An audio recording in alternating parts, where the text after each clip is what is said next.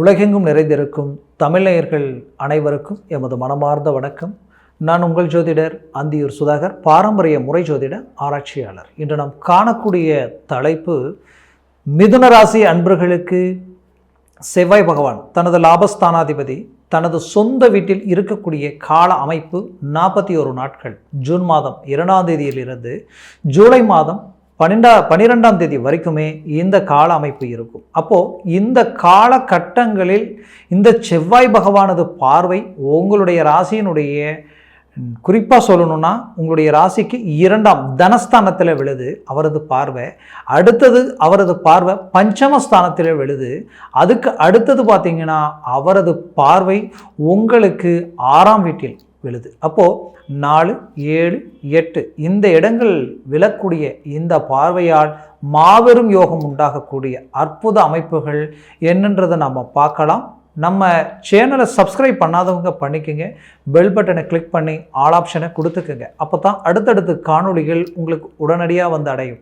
ஆக மிதுன ராசி அன்பர்கள் பார்த்திங்கன்னா பல்வேறு விதமான எதிர்நீச்சலை கடந்து வாழ்க்கையில் இப்படி தான் வாழணும், இப்படி தான் இருக்கணும், பாசம், பந்தம், நட்பு இதுக்கு முக்கியத்துவத்தை கொடுத்து தன்னுடைய வாழ்க்கையை உங்களுக்காக நீங்கள் எடுக்கக்கூடிய நிகழ்வுகளோட மற்றவங்களுக்காக எடுக்கக்கூடிய முயற்சிகள் தான் ரொம்ப அதிகம். அப்போது அப்பேற்பட்ட நற்குணம் படைத்த மிதுனராசி அன்பர்களுக்கு ஓப்பனாக சொல்லணும்னா நம்பிக்கை துரோகங்களை கடந்து வந்திருக்கிறீங்க. இந்த நம்பிக்கை துரோகங்கள் எப்படின்னா, நம்பி ஒரு புறம் ஏமாந்தீங்க, கொடுத்த பணமும் சரி, நம்பி செய்த தொழில் சார்ந்த ரீதியிலையும் சரி, ஏன் வாழ்க்கை ரீதியிலேயே ரொம்ப ரொம்ப வேதனைகள். லைஃப் இவ்வளோதானா, நம்ம ஏன் பிறந்தோம், ஏன் வாழ்ந்தோம், எதற்காக இந்த நிலை, நம்ம என்ன பாவம் செஞ்சோன்ற அளவுக்கு எல்லாமே பிரச்சனைகளை கடந்து வந்துட்டீங்க. அப்போது அந்த பிரச்சனைகளை கடந்து வந்த உங்களுடைய எதிர்பார்ப்பு என்ன, ஏதோ ஒரு விதத்தில் நமக்கு ஒரு நல்ல வாய்ப்பு அமைஞ்சா போதுமே நினச்சி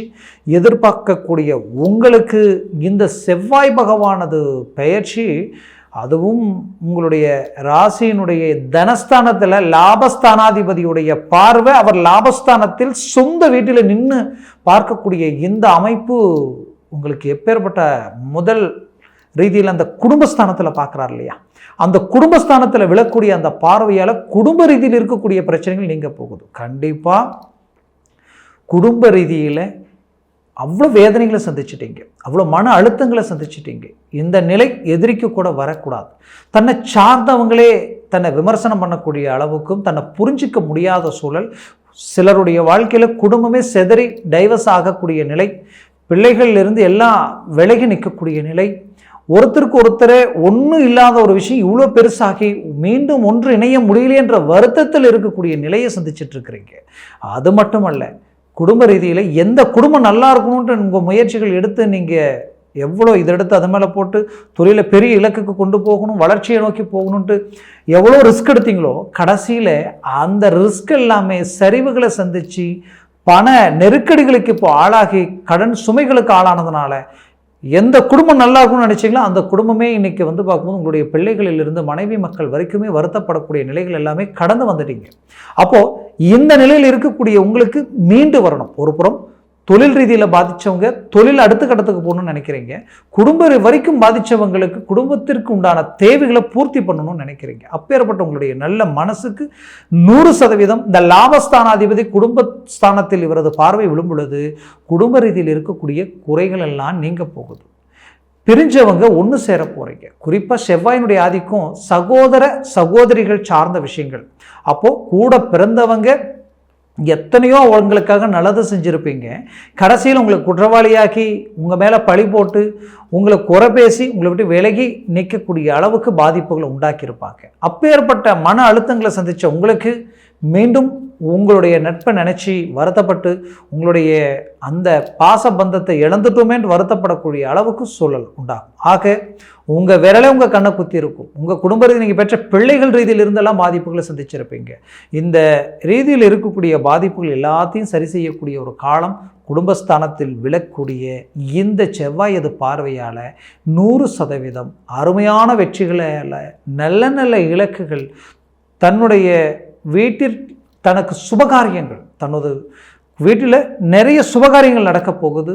தனக்கும் தன்னுடைய வாழ்க்கையில் ஒரு நல்ல நிகழ்ச்சிகள் எப்படின்னா தொழில் ரீதியில் அடுத்த லெவலுக்கு ஒன்று பண்ண போவீங்க, வீடு கட்டக்கூடிய அமைப்புகள் உண்டாக்க போகிறீங்க, ஏன் வேலை சார்ந்த விஷயங்கள் அற்புதமான வளர்ச்சிகள் அடைய போகுது, அரசு உத்தியோகத்தில் இருக்கிறவங்களுக்கு நல்ல ஒரு மாபெரும் மாற்றங்கள் உண்டாக்க போகுது, அரசியல் சார்ந்த துறையில் இருக்கிறவங்களுக்கு அற்புத மேன்மைகள் உண்டாக போகுது, இத்தனை நாளாக பட்ட கஷ்டத்துக்கு உண்டான பலன் திடீரென்று உண்டாகும்.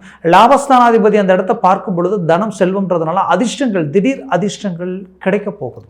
அப்போது திடீர் அதிர்ஷ்டங்கள் மட்டும் இல்லாமல் இத்தனை காலகட்டங்களில் உங்களுடைய நேர்மைக்கு கிடைக்காத ஒரு நல்ல விஷயங்கள் இதுக்கு மேலே கிடைக்க போகுது. அப்போது மிதுன ராசி அன்பர்களுக்கு இந்த காலகட்டங்களில் தொழில் ரீதியிலையும் சரி, வேலை ரீதியிலையும் சரி மாபெரும் மேன்மைகள் கிடைக்க போகுது. வேலையே கிடைக்கல, முயற்சிகளும் செய்கிற, ரொம்ப நாளாக சும்மாவே உட்காந்துட்டு இருக்கக்கூடிய நிலையில் இருக்கிற நினைச்சவங்களுக்கு இந்த தருணத்தில் அதை சார்ந்த வாய்ப்புகள் அமைய போகுது.